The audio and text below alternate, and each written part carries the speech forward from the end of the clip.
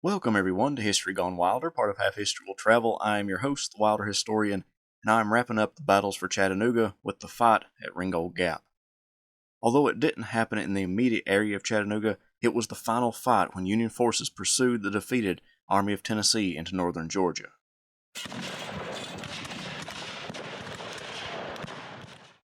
Chickamauga, November 25, 1863, 7 p.m. General S. Cooper. After several unsuccessful assaults on our lines today, the enemy carried the left center about 4 o'clock. The whole ground gave way in considerable disorder. The right maintained its ground, repelling every attack. I am withdrawing all to this point. Braxton Bragg. These 4 sentences notified the Confederate government that the Army of Tennessee had been soundly defeated at Chattanooga. The right of the Confederate line on Missionary Ridge under William Hardee and Patrick Cleburne had held and conducted a coordinated withdrawal, which was not the case for the other half of the army. Bragg made his headquarters at Chickamauga Station. Soldiers without companies, regiments, brigades, divisions, or corps to fall in with were mingling about the station. Before midnight, according to Bragg, former Vice President of the United States and one of his corps commanders, John C. Breckinridge, came to Bragg's headquarters and collapsed onto the floor in a drunken stupor. Bragg wanted what was left of his army out of Chickamauga Station on the road to Dalton, Georgia before daylight. He worked tirelessly to make that happen, but because he only had limited time, he had to leave behind vast amounts of food. Bragg ordered the rear guard to burn what couldn't be loaded onto train cars or wagons. The rear guard set the food ablaze, but not before loading themselves down with as much food as they could carry. Sam Watkins from Company H of the 1st Tennessee remembered, before setting fire to the town, every soldier in Maney's and Polk's brigade loaded himself down with rations. It was a laughable-looking rear guard of a routed and retreating army. Every one of us had cut open the head of a corn sack, emptied out the corn, and filled it with hardtack, and besides, every one of us had a side of bacon hung to our bayonets on our guns. Our canteens and clothes and faces and hair were all gummed up with molasses. Such is the picture of our rear guard. Philip Sheridan, whose brigades had taken much of the brunt of the fighting for Chattanooga, petitioned his commander to allow him to pursue the retreating rebels. Ulysses S. Grant and George Thomas were both on their way to Chattanooga after inspecting Missionary Ridge, so he asked his corps commander, Gordon Granger. Granger gave permission to Sheridan to pursue, but the darkness and lack of support allowed Sheridan to only go a short distance, not crossing Chickamauga Creek for fear of getting trapped by what was left of the Confederate army on the other side. Patrick Cleburne, the always dependable division commander, was tasked with being the rear guard of the Confederate Army of Tennessee.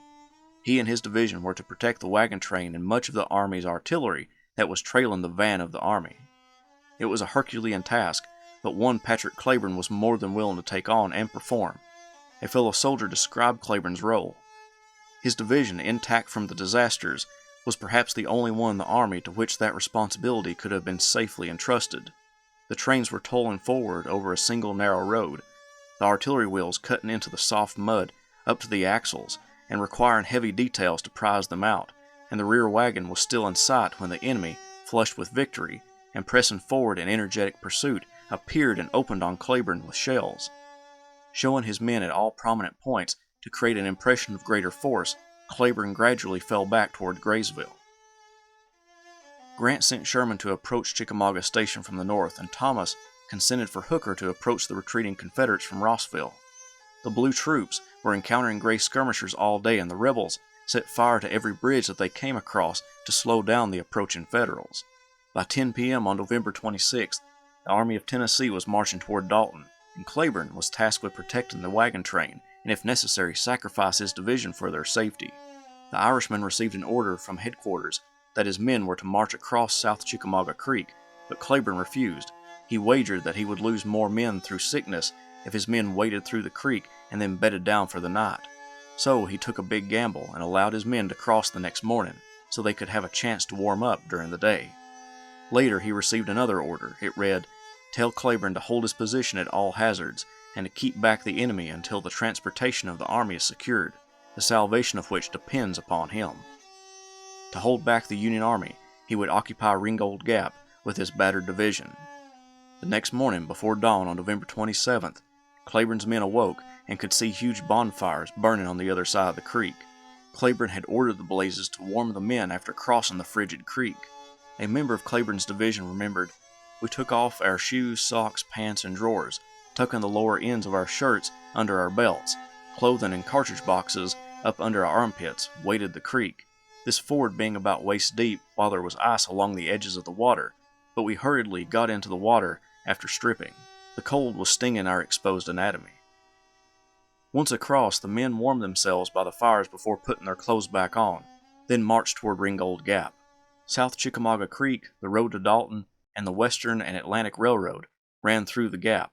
It was a critical point and one which Cleburne must hold in order for the Army of Tennessee to safely make their escape. Cleburne formed his men in and around the gap, taking advantage of every defile, knoll, and ravine to give his men the best chance against the overwhelming numbers of the Yankees under Joseph Hooker. Osterhaus's division was in the lead and drove back Cleburne's skirmishers, members of the 9th Kentucky Cavalry and the 33rd Alabama. Cleburne placed them alongside the units in the gap and then gazed at the lines of Union soldiers approaching his position. The valley in front was clear of our troops, but close in rear of the ridge, our immense train was still in full view, struggling through the fords of the creek and the deeply cut-up roads leading to Dalton, and my division, silent but cool and ready, was the only barrier between it and the flushed and eager advance of the pursuing Federal Army. Charles Wood's Missourians approached the heights and were stunned when the concealed Texans let loose a volley from the timber-covered mountain. The Missourians, taken off guard but ready to attack, launched themselves against the Texans in their front. The Texans' bullets plunged into the blue line, and the steep slope of White Oak Mountain exhausted the Federals. They fell back to regroup amid the hail of lead. Their brigade commander was confident in being able to push any Confederates off the heights. After all, they were the ones who dislodged Confederates from Lookout Mountain. To shore up his line, Woods sent the 29th Missouri to his left. Seeing the movement, the Texans strung out a skirmish line up the mountain to protect their exposed flank. When the Missourians attacked again, the struggle up the slope slowed down the blue troops. The 17th, 18th, 24th, and 25th Texas Dismounted Cavalry regiments, led by Major William Taylor, charged down the slope, scattering the Missourians in their front. The Federal troops scattered to the town and away from the Confederate defenders. Woods allowed his 3 regiments to pass and then sent the 12th and 3rd Missouri over the same ground that his other 3 regiments were driven from. The 76th Ohio and 1 regiment from James Williamson's brigade, the 4th Iowa, came up on their left, and the 13th Illinois formed on the Missourians' right. The 13th Illinois aimed for the gap. Cleburne watched them as they closed within 50 yards, the enemy not seeing the concealed artillery. He clapped his knee with excitement and said to the artilleryman, "Now, Lieutenant, give it to 'em now." The canister fire and the musketry from the front line Arkansans decimated the 13th Illinois. It became pinned down, just like the Missourians to their left. 76th Ohio and 4th Iowa were approaching the right flank of the Texans, but what they didn't know was that Cleburne had already scouted their movement and sent part of Polk and Lowry's brigades to block the blue troops. As the Ohioans came up, Lowry and Polk placed their troops. The volleys tore into the 76th, and they began to hunker down to withstand the hail of lead. More Confederate troops from Polk and Lowry made it to the top of the mountain, making the musketry more lethal. Seeing the opportunity available to them, Polk ordered the 1st Arkansas to charge down the hill. The Arkansans drove the Ohioans and Iowans off the mountain and back down into the valley below. 8 color bearers and 2 officers were shot down protecting the 76 colors. Although the national colors remained in the regiment's possession, the regimental colors were captured by Polk's men. Hooker then ordered the rest of Williamson's brigade to extend the Union left flank and overlap the Confederates, but the attack stalled out short of the crest. Geary's division made it to the field, and he sent Creighton's brigade up the steep slope to try to outflank Cleburne's line, but Polk and Lowry watched their movement and positioned troops in their way. The blue troops became pinned down, while some ran for their lives down the mountain.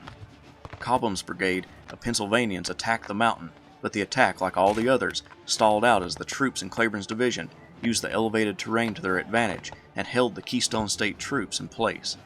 On the Union right, David Ireland's brigade of Geary's division moved across the open plain behind the 13th Illinois on their way to attack the gap. Hooker wanted them to hold the Confederates in place while the left flank overlapped the Confederates on the mountain. Polk and Lowry were already well prepared on the Confederate right and were blocking any attempt to turn their flank, so Cleburne's forces in the gap were able to concentrate their fire against the new brigade as it swung into their front. The 13th Illinois pulled back when Ireland came to relieve them, but Ireland's brigade came under an intense fire from the troops in the Gap and those on Taylor's Ridge. The 16th Alabama came down the ridge and menaced the Federals from behind some buildings that lay at the mouth of the Gap. However, Federal bullets sent the Alabamians back up the ridge. Ulysses S. Grant arrived on the field about 11 a.m. and found Hooker sitting on a barrel eating a sandwich and drinking tea as the battle raged. By noon, Hooker and Grant decided against making any more attacks against Cleburne. The Federal troops disengaged with Cleburne and counted their losses. However, Hooker did send Cruft's division around Ringgold Gap, but it would take hours for them to get behind Cleburne's division.